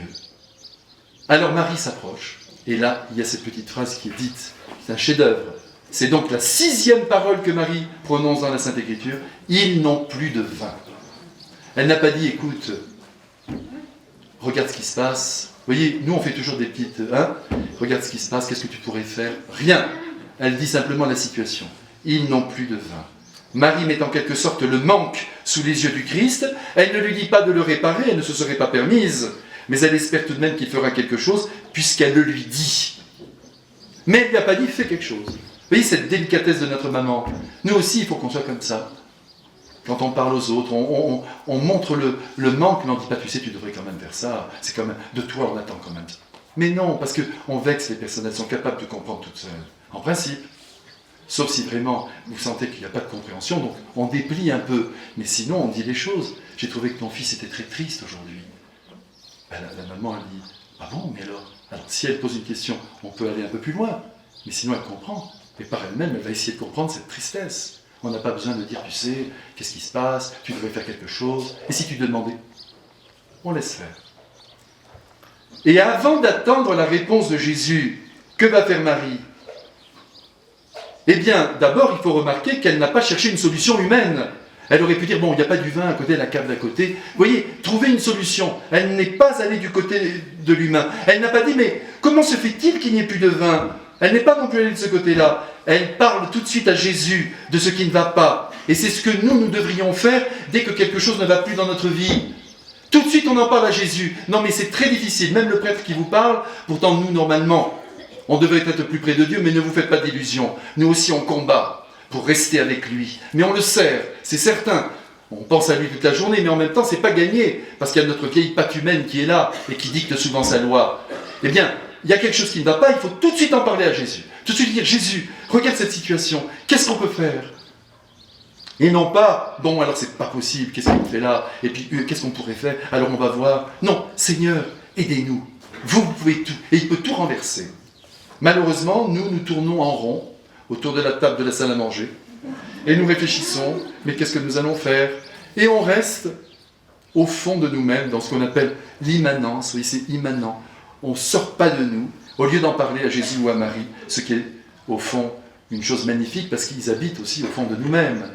Donc on peut leur parler, vous voyez, même sans mots. Jésus, Jésus, je suis écrasé par cette situation. Ils n'ont plus de vin. Comprenons bien que Marie nous montre à Cana la méthode que nous devons employer quand nous sommes face au manque. C'est donc la prière qui doit jaillir de nos cœurs, une prière adressée aux personnes actuellement vivantes que sont Jésus et Marie. Alors si vous ne le faites pas, c'est que peut-être vous ne pensez pas qu'elles sont vivantes. Devant une difficulté, devant la petite contrariété qui vient de blesser notre journée, Seigneur Jésus, très sainte Vierge Marie, regardez ce qui m'arrive, que dois-je faire? Indiquez-moi la route à prendre, je compte sur vous, d'abord vous. Et c'est là que le miracle va surgir, je vous l'assure. Et si vous ne le croyez pas, encore une fois, c'est que peut-être la foi n'est pas assez vigoureuse. Devant l'épreuve, devant la difficulté, la première chose à faire est de se tourner vers le ciel. Encore une fois, si vous n'avez pas la foi, vous resterez en vous-même. Le signe que vous avez la foi, c'est que tout de suite, vous vous tournez vers les personnes divines et vers Marie pour leur confier votre problème. Prenez cette habitude, je vous en prie. Moi, j'essaie de le faire. Je vous dis, c'est pas facile, parce que tout de suite, on cherche quelque chose à toucher, voilà, qui pourrait nous aider tout de suite. Non. Eux. C'est le moment de revoir notre fonctionnement personnel. N'oubliez pas qu'on fait notre petite retraite. Ce sont eux, d'ailleurs, vous le verrez, comme vous l'avez déjà vu, j'en suis sûr, qui vont vous inspirer ce que vous devez faire. Ça ne va pas forcément tomber comme un miracle, mais ils vont vous inspirer ce qu'il faut faire. Dans ce dialogue avec le ciel, vous comprenez comment vous devez coopérer avec les personnes divines et avec Marie. Soyons donc intelligents, sortons de nos enfermements, de nos petits plans pour nous jeter dans les bras du ciel et réfléchir avec ses habitants judicieux qui sont là-haut, ce qu'il faut faire. Alors Marie à Cana n'a donc pas cherché de coupable. Ça, je vous l'ai dit. Elle a voulu aider le jeune couple. le soutenir pour que la fête soit réussie et que leur joie soit plus intense. Alors maintenant, je vous demande d'être très attentifs parce que je vais faire l'application spirituelle de cette affaire, pour que vous compreniez bien ce qui s'est passé dans la tête de Marie. Alors, Marie nous éduque en nous montrant que lorsque nous cherchons à aider les autres, notre manière de les aider, d'abord, doit être légère. On ne doit pas leur faire sentir qu'on les aide. Elle n'est pas allée voir le couple, vous allez voir, je vais intervenir, ça va bien se passer, comptez sur moi. Vous voyez, c'est encore une manière de se mettre au milieu. Non. Et même les remerciements qu'ils pourraient nous adresser si nous avons fait quelque chose pour eux, eh bien nous devons les relativiser et même les juger inutiles. Mais non, devons-nous dire, c'est normal. Je suis heureux de vous donner ce petit coup de main et je suis sûr que vous en auriez fait autant pour moi. Voilà, pas plus. Mais oui, c'est normal, tout est normal, c'est normal. On a une capacité d'amour, on la répand. Voilà, on n'a pas de mérite. C'est moi qui ai fait ça, c'est très important. Mais non, on laisse tout tomber. C'est Dieu qui nous a aidés à comprendre, qui nous a donné même la chance de pouvoir aimer de manière concrète. Et Marie a agi dans cette belle lumière. Elle s'est approchée du Christ pour lui dire très simplement, ils n'ont plus de vin. Sans être entourée de qui que ce soit et sans avoir fait connaître son désir. Elle a réfléchi dans son âme et elle a agi. Elle est allée humblement vers son fils, parce qu'attention, il est Dieu. Je vous le disais hier quand je vous ai dit qu'elle se mettait peut-être à genoux devant son berceau ou son petit lit, j'en suis sûr. Elle savait qui il était. Donc elle est allée humblement vers son fils qui est son Dieu et elle lui a décrit la situation. Je vous en supplie, mes frères, émerveillez-vous avec moi de cette délicatesse de cœur de notre mère, de cette façon de se comporter qui doit devenir la nôtre. D'ailleurs, tout laisse penser que les époux n'ont rien demandé à Marie. Moi, c'est ce que je pense. Parce que Marie était une invitée comme les autres. Ils ont sans doute accepté le manque de vin, la gorge serrée, mais que pouvaient-ils faire d'autre? Alors Marie va prendre seule l'initiative d'intervenir. Ce qui peut nous laisser entendre que dans notre propre existence, Marie peut aussi intervenir si on ne lui demande rien. Ça aussi, c'est très fort. C'est un aspect très important. Et vous savez que Louis-Marie Grignon de Montfort, qui est un grand saint, de temps en temps, si vous avez le temps, lisez, si vous avez 5 minutes, parce que vos vies sont quand même bien pleines, lisez Le secret de Marie, ou le livre de la vraie dévotion à Marie, écrit par ce très grand saint qui a été un des prêtres, je crois, les plus persécutés de toute l'histoire de l'Église. Je bois à sa santé glorieuse. Eh bien, ce Louis-Marie Grignon de Montfort, il a préconisé ceci. Mais attention, il faut recevoir un appel de Dieu pour mettre ça en place dans sa vie. Ne le faites pas comme ça, mais c'est excellent. Il a préconisé que les chrétiens pourraient, certains d'entre eux, ne plus avoir d'intention personnelle. Tout donner à Marie. C'est-à-dire que cet homme, cette femme, n'aurait plus la possibilité de dire à Dieu « je veux prier pour telle personne », sachant que Marie, entendant tout, connaissant tout avec son fils, tous deux régleraient tout et nous ne manquerions de rien. Seulement, ça suppose un grand détachement, se détacher même de ses intentions. Vous avez votre petit qui est malade, vous vous dites « Marie le voit », mais vous ne demandez rien. Il ajoute quand même, on peut quand même dire « voyez, vous savez ce qui me tient à cœur », voyez comme un peu pour se rassurer, voyez ce qui... Mais on ne possède même plus ses prières. Ce serait le signe absolu d'une confiance totale à l'égard de Marie. Mais comme je vous le disais, il faut un appel de Dieu pour faire ça. Parce que quand on est dépossédé de ses propres prières, de ses propres intentions, c'est quand même lourd. Mais réfléchissez-y, parce que c'est aussi un signe de confiance absolue. Alors si quelqu'un vous dit « priez pour cette intention », tout de suite c'est Marie qui la reçoit, mais vous n'êtes pas là tambouriné, en train de dire « non Seigneur, mais cette personne, je prie pour ça », fini. Tout est à Marie. Mais si vous avez encore une fois une grande foi, vous vous dites que Marie ne peut pas vous abandonner et qu'elle sait très bien de quoi il s'agit et qu'elle va veiller et qu'elle va vous aider. Seulement, vous voyez, ça demande à l'homme un très très très grand dépassement. Pourquoi pas? Je ne vous demanderai plus rien parce que je sais que vous allez vous occuper de tout. Ça, on peut le lui dire. Mais je vous dis, c'est difficile. Mais si parmi vous, certains désirent faire cela, c'est le signe d'une offrande totale. Et je vous assure qu'il n'y a rien à craindre, hein, parce qu'elle est là.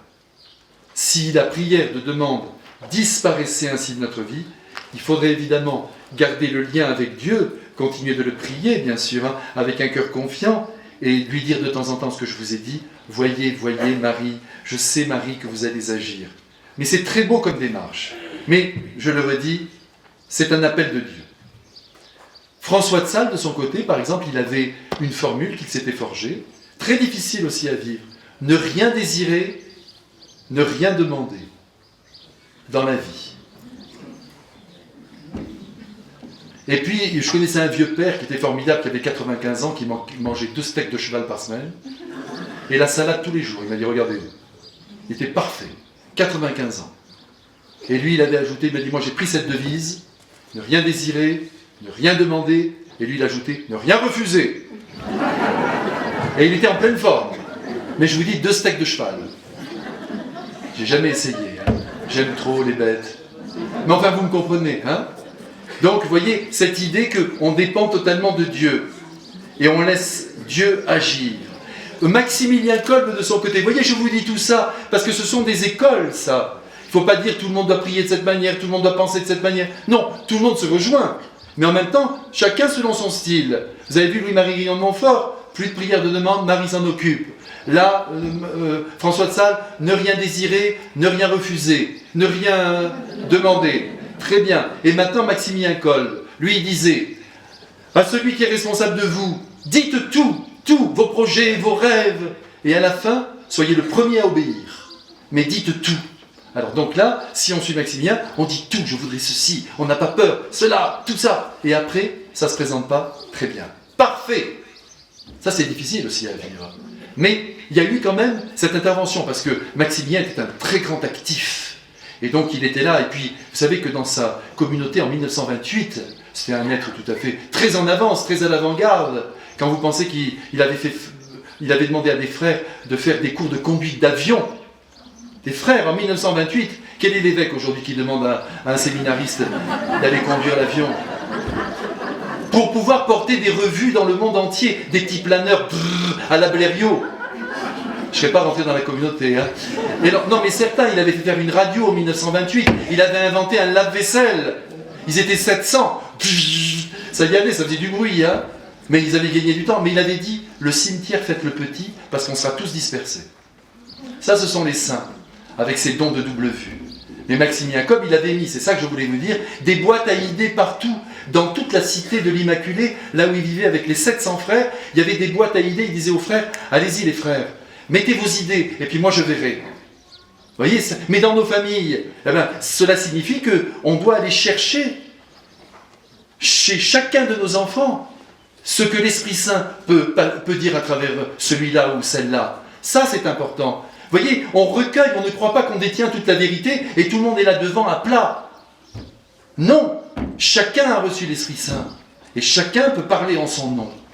Ça, c'est important. Vous voyez, il faut vraiment qu'on sente la valeur de tous les êtres. Même un petit enfant de 6 ans, il peut dire quelque chose de la part de Dieu, qu'il ne réalisera peut-être même pas lui-même. Mais voilà, il nous enseigne. Devenez comme les enfants, dit Jésus.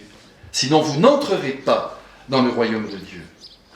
Marie à Cana n'a rien demandé à qui que ce soit. Toute seule, conduite par l'Esprit Saint, elle s'est dirigée vers son fils pour lui faire part de la situation. Et la réponse de Jésus, mes frères bien-aimés, nous la connaissons bien. Néanmoins, il va falloir bien que nous l'expliquions parce qu'elle est d'une richesse infinie, elle est difficile à circonscrire. Il faut essayer de la saisir dans la prière, autant dire de l'intérieur, en pénétrant autant qu'il en est possible dans l'intention de Jésus. C'est comme ça qu'il faut lire l'Écriture. Qu'est-ce que Jésus veut nous dire? Qu'est-ce que Jésus a eu l'intention de répondre à sa mère? Et à cette affirmation, ils n'ont plus de vin, prononcée une fois avec beaucoup de délicatesse, Jésus répond, vous connaissez la réponse, mais je vais vous dire exactement selon le texte originel, quoi, il lui dit, entre toi et moi, femme?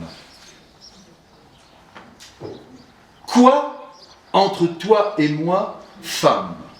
Eh bien, il lui dit au fond, qu'y a-t-il entre toi et moi? Et en lui disant cela, il ne lui dit pas « De quoi te mêles-tu? Moi je suis moi, toi tu es toi. Moi je suis Dieu, toi tu es une créature. Moi je suis le Fils unique de Dieu, toi tu n'es que ma mère selon la chair. » Non, il lui dit « Quoi entre toi et moi? Entre toi et moi, il n'y a rien qui nous sépare. Il n'y a pas de séparation. Quoi entre toi et moi? Rien. Tout ce qui est à moi est à toi, et tout ce qui est à toi est à moi. Qu'y a-t-il entre toi et moi qui nous sépare, dit Jésus? Rien.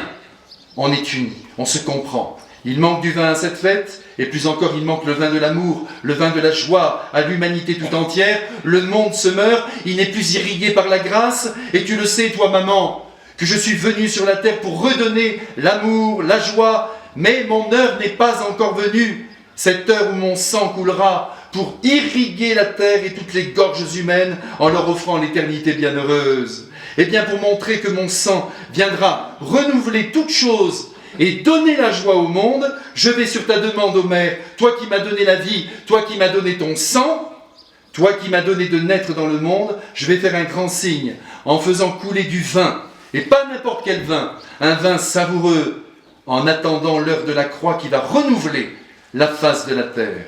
C'est toi, Marie, c'est toi, ma mère, qui sera demain la mère de l'humanité, qui me supplie de sauver le monde au plus vite. Car tu sais mieux que personne que je suis venu pour cela, que je suis sorti du Père pour sauver l'humanité. Eh bien, je vais t'exaucer dans ton attente. Je te dois bien ça. Aussi, le premier miracle que j'accomplis sera de faire couler du vin, couleur de sang, pour annoncer à toute l'humanité que je vais la libérer du non-sens, de la tristesse et de la mort. C'est ça le mystère de Cana. Est-ce que vous percevez, mes frères, l'unité de vue, la complicité qui existe entre Jésus et Marie? Ils font œuvre commune. Le monde manque de joie, manque d'amour, manque de salut. C'est la mort éternelle encore pour l'univers entier. Marie dit, allez, ils n'ont plus de vin. Et Jésus dit, je vais le faire couler en attendant que mon sang coule. Et en abondance. Et c'est pourquoi prier Jésus au Marie, voyez, c'est la même chose. Faites bien attention, ne vous compliquez pas. Vous priez Marie, Marie intervient pour vous. Certes, elle n'est pas Dieu, je le redis encore, mais elle est toute proche de lui. Aujourd'hui, on vous dit, priez le Père en passant par le Fils dans l'Esprit Saint. Oui, c'est vrai, mais c'est exact. Priez le Père, il faut le prier aussi le Père. Mais enfin, on a des moments dans notre vie où on prie le Père, des moments où on prie le Fils, mais on ne peut pas toujours avoir une prière dite théologique. On vous dit, priez Marie pour qu'elle prie Jésus. Très bien, pour vous, parfait, mais enfin, soyons simples, quoi, comme dans la vie. Maman, je voulais te dire ça. Papa, je voulais te dire ça. Voilà, c'est ça la vie chrétienne. Demandez à Marie et elle fera tout ce qu'il faut. Il ne faut pas être trop biscornu dans sa pensée. Il ne faut pas être trop conceptuel. Or, je le dis, dit Dieu, écoutez ça. Or, je le dis, dit Dieu, je ne connais rien d'aussi beau dans le monde qu'un petit enfant qui s'endort en faisant sa prière sous l'aile de son ange gardien et qui rit aux anges en commençant de s'endormir, et qui déjà mêle tout ça ensemble, et qui n'y comprend plus rien, et qui fourre les paroles du Notre Père à tort et à travers, pêle-mêle dans les paroles du « Je vous salue Marie », pendant qu'un voile descend déjà sur ses paupières. Ce sont des paroles de Charles Péguy que vous connaissez bien. C'est une merveille de justesse. Voilà la prière que Dieu préfère, celle de l'enfant où il se mélange les pinceaux, mais où il se tourne vraiment vers Dieu pour réaliser une belle toile avec sa vie. La prière, c'est un élan du cœur. La seule chose qui compte et qu'il faut bien mettre en place, c'est que nous ayons toujours conscience quand nous prions que nous parlons à quelqu'un. Ça, oui. Ça, on ne va pas parler comme ça. Je vous salue. On sait qu'elle nous écoute ou qu'il nous écoute. Ça, c'est tout. C'est la grande loi. On sait qu'on parle à quelqu'un qui est là et qui nous écoute. Après, on prie comme on veut. Et voyez, mon expérience me le crie, je suis heureux de vous le dire ce matin, que si vous appelez Marie, si vous vivez avec elle, elle s'occupera de toute votre vie avec une délicatesse infinie, sans jamais s'imposer, et elle interviendra auprès de son Fils pour que votre existence tout entière s'enivre de sa sagesse et reste joyeuse aussi, malgré toutes les difficultés de la vie. Alors, je pense qu'aujourd'hui, nous avons quand même compris, à travers ce « Ils n'ont plus de vin », ce grand mystère de Cana. Alors quand vous voyez même à la télévision que ça ne va plus, ce qui est dit ne va pas, vous sentez intuitivement et en même temps à la lumière de l'évangile que ce qui est proposé ne va pas, vous dites à ce moment-là, ils n'ont plus de vin.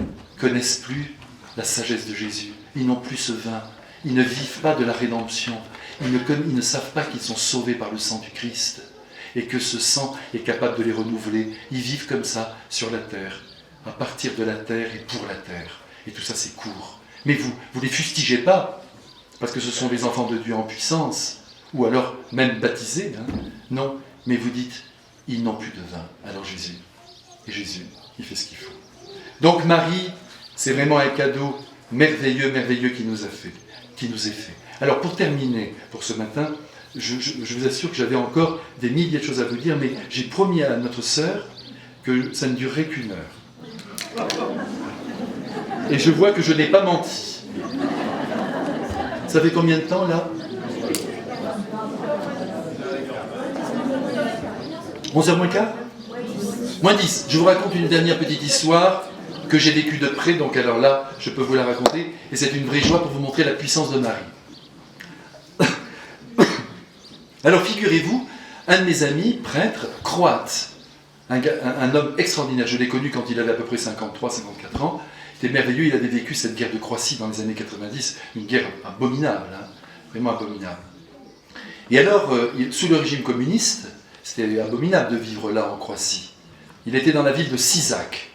Et là, il était très peiné parce qu'il vivait dans une petite villa avec 2 de ses confrères, une petite maison, mais lui, son rêve, c'était de faire une grande église, parce qu'il avait beaucoup de fidèles, hein, énormément de fidèles, mais évidemment, l'État ne permettait pas la construction d'une église. Et cette petite maison, elle allait en s'abîmant d'année en année. Alors il avait fait une demande au maire de la ville, en lui disant « Permettez-nous de ravaler la maison, ravaler ». Aucune réponse, rien du tout. Des années, rien, 2 ans qu'il avait demandé. Et puis, lui, toujours ce grand désir de faire cette église, mais c'était absolument impensable. Et puis, il apprend que Mère Teresa venait à Sarajevo. Il demande un entretien. Il dit, je vous en supplie, laissez-moi voir Mère Teresa. On lui accorde l'entretien. Alors, ils avaient prié des années d'ailleurs, hein, les prêtres, là, ce père. Donc, il se présente devant Mère Teresa. C'est lui qui me l'a raconté, hein, je ne l'ai pas lu. Il m'a dit, j'arrive devant elle, et elle me dit, Père, alors elle vénérait les prêtres. Hein. Donc elle lui a embrassé la main, tout ça, puis elle lui a dit, que désirez-vous ? Il lui a dit, voilà, je souhaiterais construire une église, mais le régime est très très difficile, on n'arrive pas. Elle dit, bon. Elle lui dit, vous savez l'endroit exactement où vous voulez cette église ? Alors il lui a dit, oui, ma mère, oui, je vois exactement, très bien. Alors elle a sorti de sa poche une médaille miraculeuse. Elle lui a dit, bien, vous allez jeter cette petite médaille à l'endroit même où vous voulez l'église. Il m'a dit, je suis sorti de là, j'étais déçu. Je pensais qu'elle allait intervenir auprès du gouvernement, comme elle était quand même prix Nobel de la paix, pour me permettre la construction de l'église. Il m'a dit, mais la déception totale. Ça faisait des années qu'on priait, rien ne sortait, qu'est-ce que c'est cette petite médaille ? Il m'a dit, je l'ai mise dans ma poche, et puis j'ai continué ma vie. Je suis arrivé, j'ai même pas osé dire aux confrères ce qui s'était passé. Oui, elle était très bonne, elle a parlé, elle prierait pour nous, c'est tout. Il m'a dit, mais la déception. Et puis vous savez, quand on est comme ça dans des régimes difficiles où tous les jours pour manger, il faut lutter, eh ben, c'est sûr que c'est pas facile, hein, il y a quelquefois de la révolte. Donc il m'a dit, je n'ai rien fait. Je n'ai pas bougé, il est resté comme ça. 6 mois après, il se dit quand même, cette petite médaille, il avait un petit scrupule. Il s'est dit, personne ne voit. Il est allé derrière la maison. Paf ! Il a jeté dans la terre, un peu profonde, il m'a dit un peu profond. Il a tout mis, et puis il a fermé, hop, il est parti. Le lendemain, une lettre arrive de la mairie, lui permettant le ravalement de la maison. Alors là, il m'a dit, je suis devenu comme un fou. Je ne savais plus qui j'étais. J'ai pensé que j'avais obtenu la permission de faire l'église.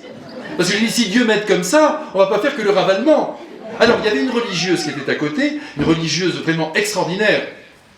Il a dit, allez ma sœur, venez avec moi, prenez la pioche. Et donc, la sœur et lui, ils sont partis, et tout autour de la maison, ils ont creusé une tranchée, mais très profonde, pour les fondements, tout autour de la maison, sans que personne ne se doute de rien. Tous les deux. Alors le père dont je vous parle, il est comme ça, et la sœur, comme ça. Et alors, donc, c'était parfait, la sœur s'est donné un mal fou, mais oui, père, vous vous rendez compte, on va voir notre église. Mais il n'avait pas le droit. C'était le ravalement, mais c'est pas grave, il m'a dit, j'ai perdu complètement les pédales. On y va, parce que dans cette confiance, il n'avait jamais reçu cette lettre, mais on le comprend.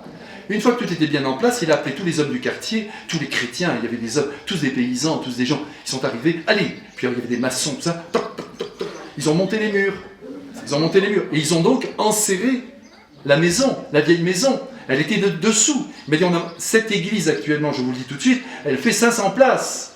Donc vous voyez la grandeur, hein. Donc ils ont monté, puis quand ils sont arrivés en haut, la police est arrivée. Alors cette police qui était quand même corrompue, alors le père a dit, regardez, mais qu'est-ce que vous faites là, vous n'avez pas l'autorisation. Il est monté chez lui, tout l'argent qu'il avait de son ordre, et il y avait de l'argent, hein, il l'a donné à la police. Et la police, on n'a rien vu. C'est parfait. Donc ils ont monté leur truc en haut, et avant évidemment de faire le toit, de tout terminer, il a fallu détruire la maison à l'intérieur. Alors la sœur, lui, toute la bande, à l'intérieur, ils ont commencé à tout... Il m'a dit qu'il y avait une poussière, mais gigantesque. Puis alors, des tonnes de gravats. C'est quelque chose d'inouï. Mais il m'a dit, mais on a détruit ça, il a fallu plusieurs jours pour le détruire. Et à l'intérieur, on essayait de dégager. Il me dit, quand tout à coup, qu'est-ce que je vois devant moi? La petite médaille. Dans cette tonne, dans ces tonnes. C'était impossible qu'elle remonte comme ça. Alors il m'a dit, je l'ai prise. Il a embrassé. Je lui ai dit, j'espère que tu l'as gardée. Ah, il m'a dit, ah non, je l'ai rejetée dans la terre. Donc il a rejeté. Ils ont monté l'église. Et tous les fidèles du quartier ont pu bénéficier de ce beau lieu de culte. Mais voyez la puissance de Marie. Il faut que vous le croyiez. Je sais que vous le croyez avec moi, mais cela signifie qu'à partir d'aujourd'hui, vous disiez à Marie, c'est toi qui conduis ma propre existence. Et quand vous voyez tous les saints qui parlent toujours de la consécration à Marie, consacrer, c'est un verbe déjà qui est difficile pour nous, mais on voit bien ce que ça veut dire. On lui consacre notre vie, on lui donne notre vie tout entière pour que ce soit elle qui prenne les rênes de notre existence et qui nous conduise jusqu'à la joie éternelle.